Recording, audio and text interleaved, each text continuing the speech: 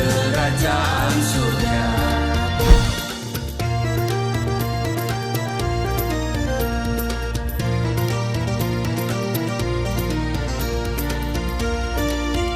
Shalom Bapak Ibu, sahabat Galilea dan seluruh subscriber Galilea Network yang diberkati oleh Tuhan Yesus. Apa kabar hari ini? Saudara, saya berharap dan saya selalu berdoa supaya sahabat Galilea semuanya dalam keadaan yang baik-baik saja, roh jiwa terpelihara secara sempurna. Amin. Baik Bapak Ibu, kembali kita siapkan diri, kita bersaat teduh. Kita akan membaca, mendengarkan, serta merenungkan firman Tuhan. Sebelum kita masuki dunia kerja kita hari ini, mari kita berdoa. Bapa, di dalam nama Tuhan Yesus, kami datang mengucap syukur buat kebaikan Tuhan. Kami berterima kasih untuk penyertaan Tuhan, penjagaan Tuhan di sepanjang malam dalam istirahat tidur kami. Tak henti-hentinya kami mengucap syukur karena Tuhan adakan bagi kami di hari ini. Hari ini ada tugas dan tanggung jawab kami, ada pelayanan, ada pekerjaan yang harus kami kerjakan. Tuhan, kiranya Engkau berikan kami kekuatan, Engkau menyertai kami, melindungi, terhindar dari segala yang jahat. Karena itu kami mau baca, dengar firman-Mu, mengurapi kami semua, membuka hati pikiran kami dan urapi juga hamba-Mu yang tidak ada apa-apanya. Di dalam nama Tuhan Yesus, haleluya, amin. Saudara, kita membaca di dalam Mazmur 28 pada ayat 1 sampai dengan ayat yang ke-9. Tuhan perisaiku dari Daud. Kepadamu ya Tuhan gunung batuku aku berseru. Janganlah berdiam diri terhadap aku, sebab jika Engkau tetap membisu terhadap aku menjadi seperti orang yang turun ke dalam liang kubur. Dengarkanlah suara permohonanku apabila aku berteriak kepadamu minta tolong dan mengangkat tanganku ke arah tempat-Mu yang maha kudus. Ayat 3, janganlah menyeret aku bersama-sama dengan orang fasik ataupun dengan orang yang melakukan kejahatan, yang ramah dengan teman-temannya tetapi yang hatinya penuh kejahatan. Ayat 4, ganjarilah mereka menurut perbuatan mereka dan menurut kelakuan mereka yang jahat. Ganjarilah mereka setimpal dengan perbuatan tangan mereka. Balaslah kepada mereka apa yang mereka lakukan. Ayat yang kelima, karena mereka tidak mengindahkan pekerjaan Tuhan dan perbuatan tangannya, Ia akan menjatuhkan mereka dan tidak membangunkan mereka lagi. Ayat 6, terpujilah Tuhan karena Ia telah mendengar suara permohonanku. Ayat 7, Tuhan adalah kekuatanku dan perisaiku. Kepadanya hatiku percaya, aku tertolong. Sebab itu beria-ria hatiku dan dengan nyanyianku aku bersyukur kepadanya. Ayat 8, Tuhan adalah kekuatan umat-Nya dan benteng keselamatan bagi orang yang diurapinya. Ayat 9, selamatkanlah kiranya umat-Mu dan berkatilah milik-Mu sendiri.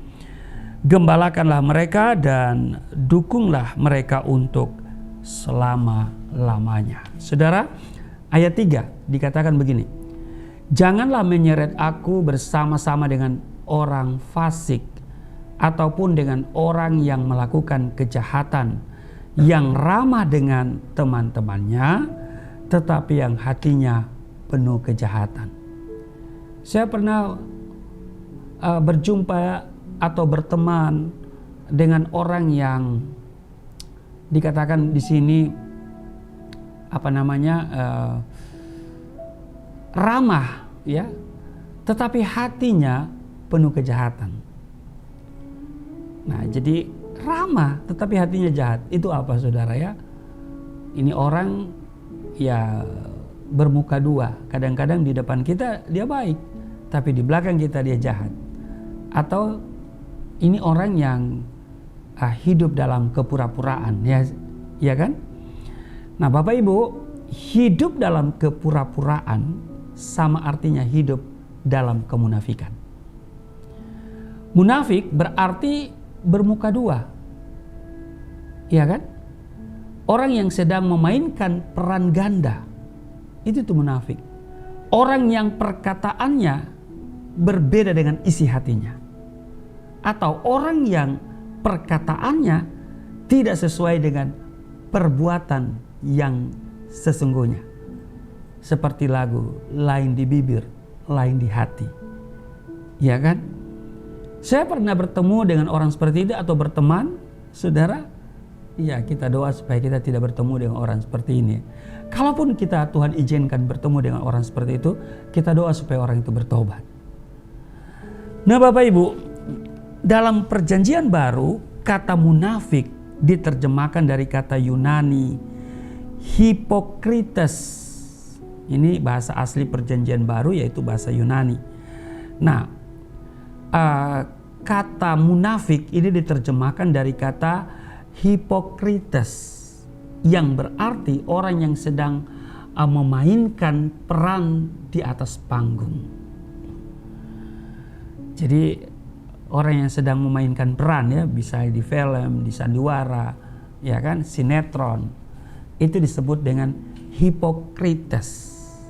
Ya, kalau kita di sini menyebut dia aktor, artis, iya kan?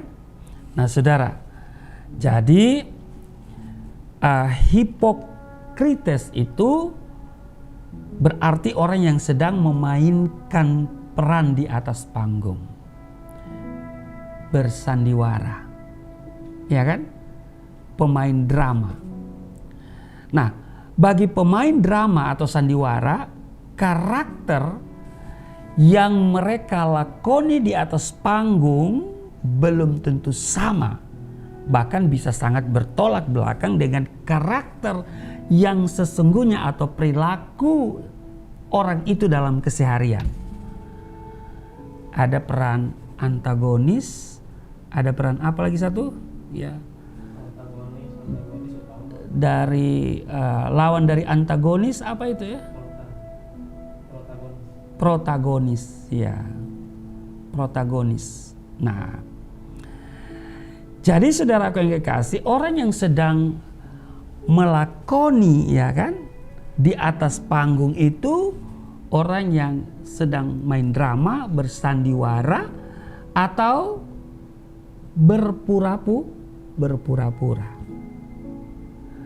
Nah, saudara, ya, hidup dalam kepura-puraan inilah yang dilakukan oleh para ahli Taurat dan orang-orang Farisi. Kalau saudara baca di dalam Matius 23 ayat 1 sampai dengan ayatnya yang ke-26.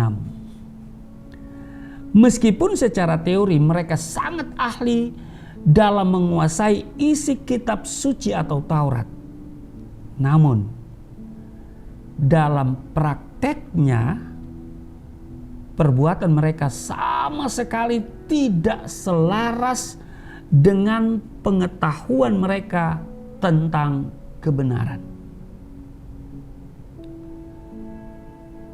Jadi di satu sisi mereka hebat dalam soal meneliti Alkitab, membaca, menghafal, tapi hanya sekedar hafal, ya, hanya sekedar pengetahuan. Perilaku hidup mereka tidak sesuai. Karena itu Tuhan mengecam keras orang-orang yang demikian.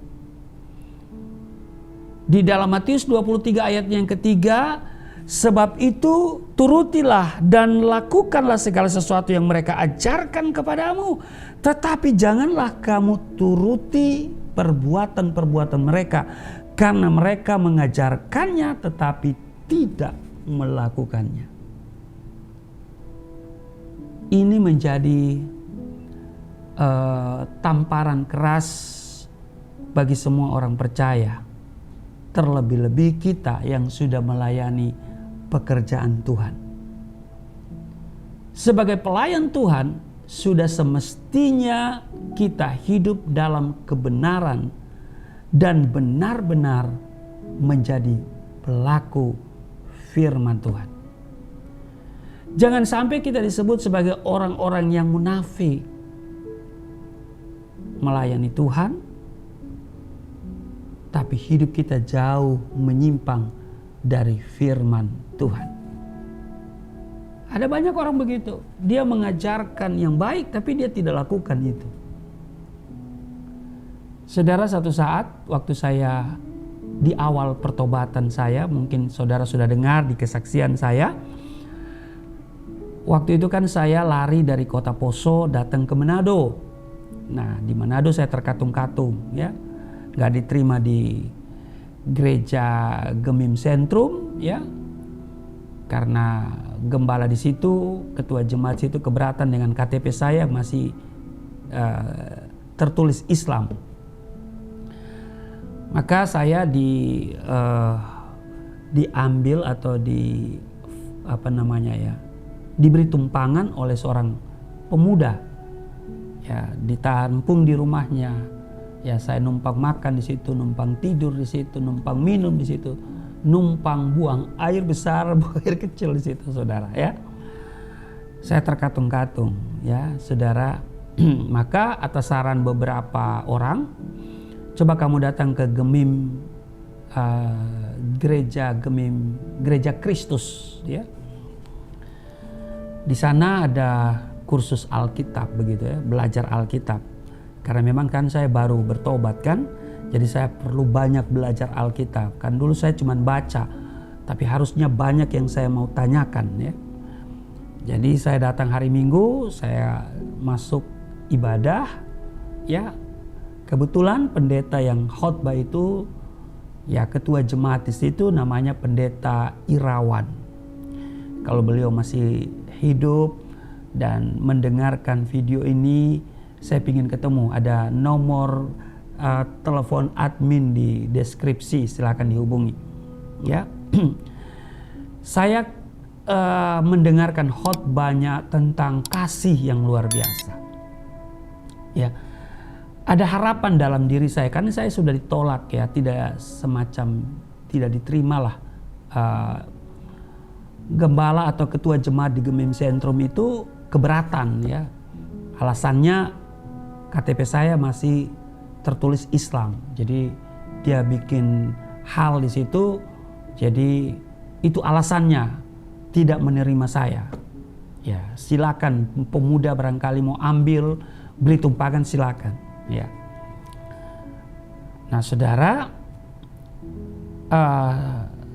ada harapan dalam diri saya dengar khotbah. Wah, ini pendeta bisa memberikan kesempatan bagi saya nih untuk mungkin ada pekerjaan di situ sebagai tukang bersih-bersih, tukang bersih toilet, tukang bersih halaman, ya, pokoknya tukang bersih-bersih lah, sambil saya bisa belajar Alkitab di situ. Wah, ada harapan nih setelah, karena dengar khotbah nih, ya, ada harapan, ada semangat. Setelah selesai ibadah, saya ikuti pendeta itu temui di konsistori, di kantornya. Itu lantai 2. Saya jelaskan, saya ingin belajar Alkitab, saya udah ceritakan kesaksian, ya, saya bersaksi. Tapi akhirnya pendeta itu menolak. Ya, dia menolak saya, dia tidak mau mengakomodir, begitu ya. Dia tidak mau memberikan tumpangan, ya. Akhirnya dia memberikan saya uang Rp1.000. Sudah cukuplah untuk naik angkot, ya, pulang. Nah, saudara, saya katakan waktu saya keluar dari gereja itu saya kehilangan keseimbangan dan hampir ditabrak mobil. Ya, kenapa? Kayak saya stres sebetulnya, ya. Tapi waktu mobil itu klatsun membuat saya kaget, dan saudara, ada suara yang begitu audible. Saya dengar, jangan lihat gereja, jangan lihat pendeta, lihat aku. Wah, ini pasti suara Roh Kudus, ya, suara Tuhan. Itu yang membuat kembali saya ya normal lagi begitu ya. Saya akhirnya naik angkot pulang. Sedih ya saudara. Saya mau belajar Alkitab loh. Saudara, dalam percakapan dengan pendeta itu dia katakan, kamu tinggal di mana? Saya kasih tahu lah, di Manado ini kan hidup keras begitu ya. Wow. Saudara, itu belum krisis ekonomi loh. Sedih juga ya. Apakah gereja itu terlalu miskin untuk memberikan diakonia kepada saya? Apakah gereja itu terlalu miskin untuk bisa memberikan sekedar ya? Nggak usah gaji, jangan bilang gaji deh. Berapa saja dikasih untuk saya bisa bekerja di situ ya. Bekerja cleaning service. Ya, bersih-bersih, tukang lap. Ya.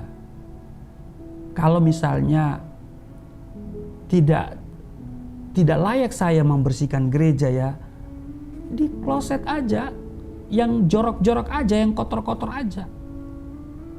Sedih loh. Jadi Kristen itu nggak enak, ya. Lagian jadi Kristen bukan keinginan saya, saudara. Ya, pendeta loh bicara tentang kasih, tapi tidak memberikan solusi gitu loh. Oke, mungkin dia keberatan saya di situ, tapi paling tidak ada solusi lah gitu loh, ya kan? Ada solusi. Mungkin dia referensi ke siapa, lemparkan ke jemaat misalnya, nih ada pendeta begini nih ya, bukan pendeta, ada anak begini ya.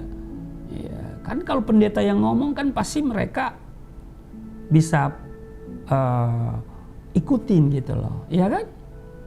Tapi sama sekali menolak. Dan dia memberikan uang 1.000 rupiah. Tapi itulah realita. Kadang pendeta hanya bagus di mimbar dan tidak bagus dalam kehidupan praktis. Kadang juga orang Kristen hanya bagus di lagu, tapi tidak bagus dalam kehidupan real. Saudara, Tuhan tidak mau kita menjadi orang munafik. Tuhan juga sama sekali tidak menilai kita berdasarkan penampilan luar dan perkataan-perkataan manis yang keluar dari mulut kita. Dia menyelidiki hati kita. Dia tahu sampai ke dalam hati kita. Dan segala sesuatu tidak ada yang tersembunyi di hadapan Tuhan. Sampai kedalaman hati kita dia tahu. Kedalaman pikiran kita dia tahu. Ya, mengenai pendeta tadi, saya tidak dendam, saya tidak ada kepahitan. Saya hanya melihat Tuhan izinkan itu terjadi. Buktinya ada suara yang begitu jelas. Jangan lihat gereja, jangan lihat pendeta ya. Ikut lihat aku. Wow. Kita harus lihat Yesus, pandang Yesus. Ya kan? Nah, saudara, pertanyaannya, apakah Tuhan memakai pendeta itu untuk menguji iman saya? Ya bisa tidak. Ya kan? Bisa ya, bisa tidak. Tapi saya pastikan tidak. Kenapa? Ini dia. Ternyata saya ketemu dengan ada satu keluarga, tidak perlu saya sebutkan di sini. Beberapa hari kemudian saya ketemu dengan keluarga itu, dan mereka cerita kepada saya bahwa pendeta itu ngomong ke mereka bahwa ada orang yang coba menipu saya. Pak Pendeta Irawan, saya bukan menipu, ya. Saya tulus bicara, tapi Anda melihat saya sebagai seorang penipu. Ya. Mereka bilang, beberapa waktu lalu, hari lalu ya, mereka ketemu sama Pendeta Irawan dan Pendeta Irawan menceritakan ada seorang anak muda coba menipu saya, ngaku-ngaku begini bla bla bla, tapi saya ya tidak tertipu gitu loh. Terima kasih Pak Pendeta Irawan ya. Kalaupun dia masih ada, saya ingin ketemu selama dia masih hidup. Kalau enggak ya udah kita ketemu di surga aja. Nah Bapak Ibu, dikatakan di dalam Matius pasalnya yang Ibrani pasal 4 ayat 13, tidak ada suatu makhluk pun yang tersembunyi di hadapannya, di hadapan Tuhan. Sebab segala sesuatu telanjang dan terbuka di depan mata Dia, yang kepadanya kita harus memberikan pertanggungan jawab. Nanti Pak Pendeta Irawan akan bertanggung jawab kepada Tuhan mengenai penolakan itu. Seorang anak muda yang baru terima Yesus sudah dibaptis loh. Dan pingin belajar Alkitab, tapi ditolak oleh gereja itu. Jadi, saya mau katakan begini Bapak Ibu. Jangan pernah lihat pendeta, jangan lihat gereja. Mari kita hanya pandang Yesus. Karena gereja bisa mengecewakan, pendeta bisa mengecewakan, tetapi Tuhan tidak pernah mengecewakan kita. Setuju? Katakan amin. Karena itu jadilah orang percaya yang punya integritas dan takut akan Tuhan. Jangan penuh dengan kepura-puraan, jangan bermuka dua, jangan munafik. Kalau kita jadi pendeta, jangan pernah munafik. Jangan hanya bagus di mimbar. Ya. Saya mau bilang juga kepada orang Kristen, jangan hanya bagus di lagu. Lagunya bagus, suka-sukamu Tuhan, suka-sukamu Tuhan, tapi hidupmu suka-suka Tuhan apa suka-suka engkau sendiri? Ku telah mati dan tinggalkan cara hidupku yang lama. Apakah saudara sudah betul-betul ya meninggalkan cara hidup yang lama? Apakah manusia lama engkau sudah mati dan engkau hidup dalam kehidupan yang baru? Ya kan? Nah, banyak orang Kristen, banyak hamba Tuhan yang tidak memiliki integritas. Apa itu integritas, Pak Pendeta? Integritas itu apa yang diomong selaras dengan perbuatan. Jadi antara omongan dan perbuatan itu seirama. Itu integritas. Ya. Kita juga jemaat harus punya integritas. Yesus bilang katakan ya bila ya. Ya kan? Katakan tidak bila tidak. Selebihnya itu dari si iblis, si jahat. Nah, kita harus punya integritas. Ya. Sehingga omongan kita, apalagi kita sebagai hamba Tuhan, itu bisa dipegang. Ya. Harus punya integritas dalam segala hal. Ya. Dalam segala hal, apapun itu, menyangkut keuangan juga harus punya integritas. Kalau ngutang, bayar utang. Iya kan? Jangan kita hanya bisa ngutang, ya, giliran ditagih, jadi lebih galak daripada yang memberikan pinjaman. Ya kadang-kadang begitu ya. Ya kalau kita ngutang ya harus kita bayar, ya. Harus punya integritas, ya. Supaya kita menjadi orang kepercayaannya Tuhan. Bukan hanya kita percaya kepada Tuhan, tapi kita juga menjadi kepercayaannya Tuhan. Amin. Ya, jangan bermuka dua, jangan munafik, jangan hidup dalam kepura-puraan. Capek kalau kita hidup dalam kepura-puraan. Capek kalau kita bermuka dua. Ya, di sana kita omong lain, di sini kita omong lain. Ya, di depan orang itu kita manis, tapi setelah itu kita bermuka asam. Ada sampai di sini aja dulu ya. Tuhan Yesus memberkati. Mari kita berdoa. Terima kasih Tuhan. Firman-Mu mengajarkan kami supaya kami tidak hidup dalam kepura-puraan, kami tidak munafik, kami tidak bermuka dua. Kami harus memiliki integritas.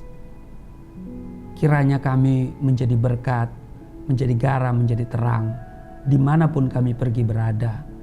Perkataan kami selaras dengan perbuatan kami. Perkataan kami bisa membangun, bisa memotivasi banyak orang. Tapi juga perbuatan kami akan dilihat oleh banyak orang.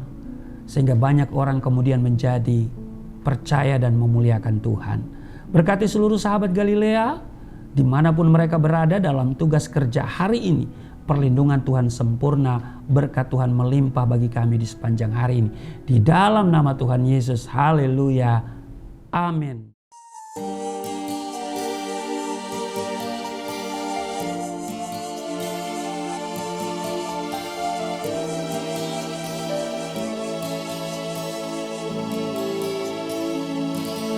Bapa kami yang di surga, dimuliakanlah nama-Mu. Datanglah kerajaan, jadilah kehendak-Mu di bumi seperti di surga.